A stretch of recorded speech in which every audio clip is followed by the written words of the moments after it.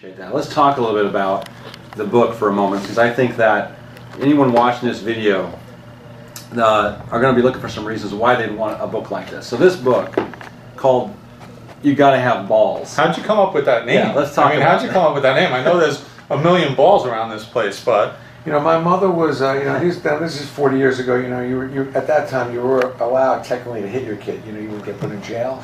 My mother was not a hitter, and she always pointed that out. Says, all those friends of yours, when they do something wrong, their parents hit them. I would never hit you, but she was an elbower and a pincher. She says, you can't put me in jail for elbowing you.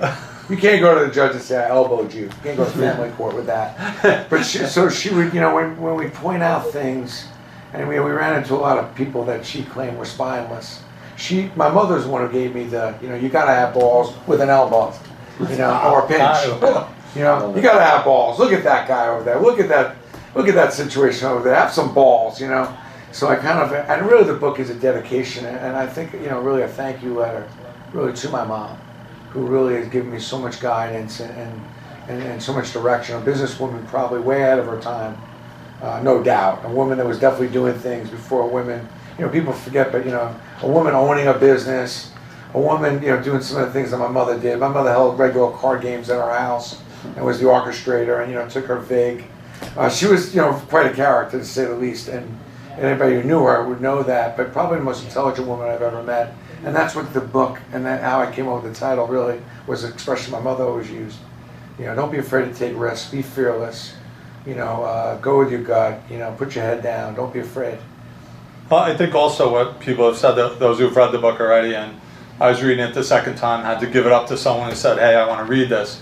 But it seems to be the anecdotes, the stories, and a lot of those stories could really never happen today. Like the things that happened to you before there was a memorabilia market and your relationship with Mickey Mantle, and those things just can never be scaled.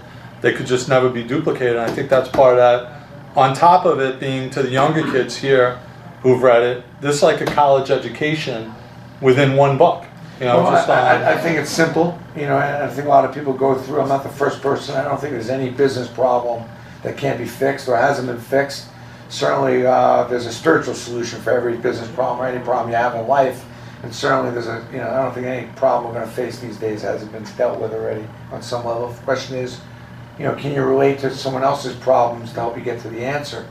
I recall, a story. I remember going to my mother with some of the older kids going to a Yankee game, and this book does have a little Yankee, a little touch to it. But, I went and I said, Mom, the older kids are going to the game. I'd be the fourth. Would you mind if I go? I said, well, I need some money. She gave me $5. In those days, we always sent the $1.50 seats, the obstructed view. We want to sit down low. You see most of the game.